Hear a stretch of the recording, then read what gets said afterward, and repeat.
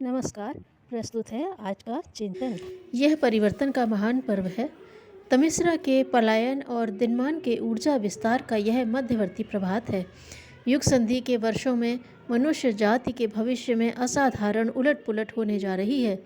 महाकाल की गलाने और ढालने वाली भट्टी प्रचंड दावानल की तरह गगनचुंबी होती जा रही है। वर्तमान प्रचलनों की अवांछनीयता अगले दिनों ठहर न सकेगी। उसके स्थान पर आदर्शवादी उत्कृष्टता को सिंहासनारूढ़ होने का अवसर मिलेगा। इस प्रभात परिवर्तन का प्रथम दर्शन पर्वत शिखरों पर दृश्यमान किरणों की तरह होना चाहिए। इन दिनों कोई जागृत आत्मा मूक दर्शक बनकर न रहे, अग्रिम पंक्ति में खड़ा हो और महाकाल के अनुशासन को सर्वप्रथम धारण करके मूर्धन्यों वरिष्ठों की तरह श्रेय अधिकारी बने। इन दिनों जिनके अंतराल में सृष्टा के युग परिवर्तन प्रयास के प्रति उत्साह जगता हो, भागीदार बनने के लिए उमंग उठती हो, उन्हें इस हलचल को दैवी प्रेरणा एवं आत्मा की पुकार की तरह महत्व देना चाहिए। सोचना चाहिए कि जब असंख्यों के कान पर जूं तक नहीं रेंगती तो उन्हीं को यह कसक क्यों कचोटती है। पूर्व जन्मों के संचित सुसंस्कारों की ही आदर्शवादी प्रयासों में अग्रिम भूमिका निभाने की प्रेरणा देते हैं।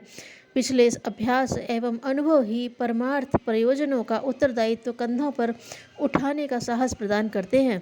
जागृत आत्माओं को इन उठती उमंगों के आधार पर अपनी वरिष्ठता अनुभव करनी चाहिए। स्वयं को दूसरों से भिन्न मानकर चलना चाहिए। उथले परामर्श स्वीकार करने के स्थान पर अपना स्थान असंख्यों को मार्गदर्शन कर सकने वाले मूर्धन्यों की पंक्ति निर्धारित करना चाहिए। मूर्धन्य एकाकी चलते हैं और सूर्य चंद्र की तरह अपने बलबूते अपना मार्ग चुनते हैं। वही मनः स्थिति जागृत आत्माओं की होनी चाहिए। अपनी रीति नीति में प्रमुख परिवर्तन यहाँ से आरंभ होना चाहिए कि आकांक्षाएं, अभिलाषाएं वैभव बड़प्पन से हटाकर व्यक्तित्व को महान बनाने और जीवन क्रम को अनुकरणीय अभिनंदनीय स्तर तक ले जाने की योजना बनाई जाए। उस मार्ग को खोजें जिस पर अपनी महानता को जागृत, प्रकट, परिपुष्ट और चिरस्मरणीय बनाने का अवसर मिलता है। कुछ प्राप्त करना ही है तो ऐसा पाएं जिसमें आत्मतृप्ति, लोक श्रद्धा और दैवी अनुकंपा के अजस्र अनुदान प्राप्त हों। कुछ वर्चस्व ही सिद्ध करना है तो ऐसा सेतु बांधें, कोई ऐसा जहाज बनाएं जिसके सहारे असंख्यों को प्रचंड जलधारा का अवरोध पार करते हुए दूसरे किनारे तक पहुंचाने का अवसर मिले। पुरुषार्थ करना हो तो उच्च स्तरीय ही करें।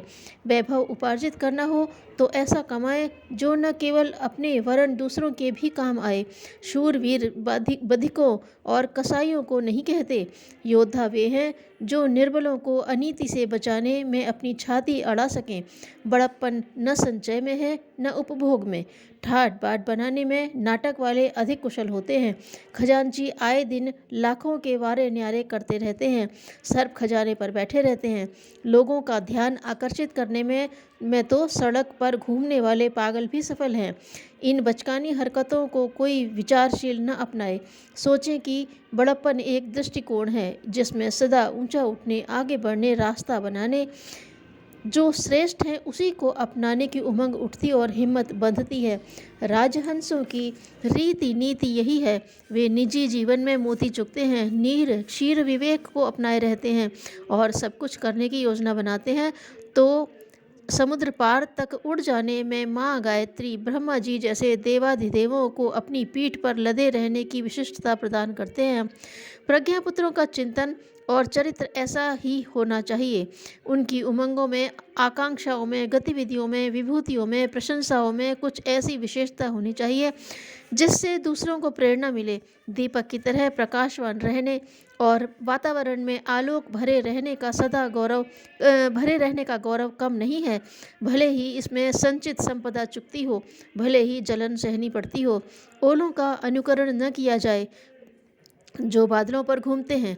सफ़ेद ठंडे भी दिखते हैं किंतु गतिविधियों का लेखा जोखा लेने पर फसल को जलाने और अपने को गलाने में ही उनकी संपदा का अंत दिखता है।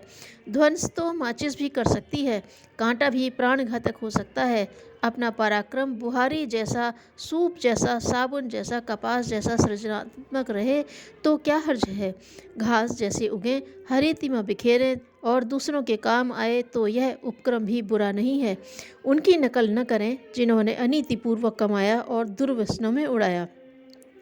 बुद्धिमान कहलाना आवश्यक नहीं, चतुरता की दृष्टि से पक्षियों में कौवे को और जानवरों में चीते को प्रमुख गिना जाता है। ऐसे चतुरों और दुस्साहसियों की बिरादरी जेल खानों में बनी रहती है।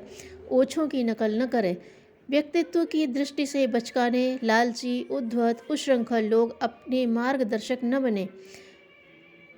आदर्शों की स्थापना करते समय श्रेष्ठ सज्जनों को, उदार महामानवों को ही सामने रखें। पतितों की प्रशंसा करने, उन्हीं का अनुसरण करने की भूल न करें।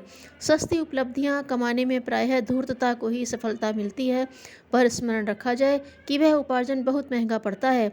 संपत्तिवान होने के कारण किसी को भी श्रेय न दें और न उनकी राह पर चलने की उतावली करें।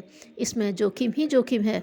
युग परिवर्तन का शुभारंभ प्रज्ञा परिजनों के दृष्टिकोण निर्धारण एवं क्रिया में आलोक भरने के रूप में होना चाहिए। इंजीनियर हों तो भवन बने, डॉक्टर हों तो अस्पताल चलें, अध्यापक हों तो बच्चे पढ़ें, सेनापति हों तो सिपाही जैसे लड़ें। अग्रगामी रास्ता दिखाते ही नहीं, बनाते भी हैं।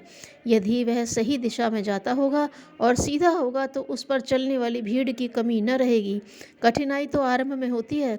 ढर्रे चल पड़े तो बड़े बड़े उद्योगों को मुनीम गुमाश्ते भी चलाते रहते हैं। युग सृजन में प्रमुख भूमिका उन्हीं की होगी जो आगे चलेंगे, अर्थात अपने व्यक्तित्व और प्रयास में ऐसी आदर्शवादिता भर देंगे जिसे देखकर उस अनुकरण का साहस जन जन में उभरे। युग परिवर्तन का श्री गणेश अपने निजी क्षेत्र में प्रज्ञा परिजनों को करना है। उन्हें इस प्रकार का सांचा बनना है जिससे सटने वाला ठीक उसी तरह से बनता चला जाए।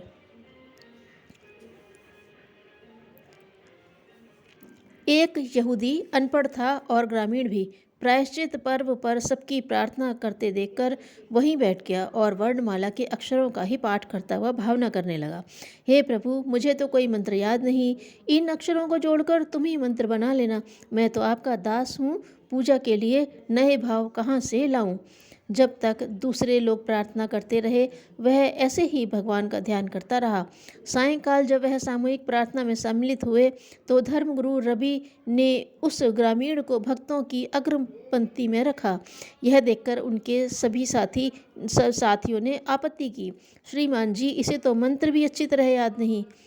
तो क्या हुआ? रवि ने आर्द्र कंठ से कहा, इसके पास शब्द नहीं, भाव तो हैं। धन्यवाद।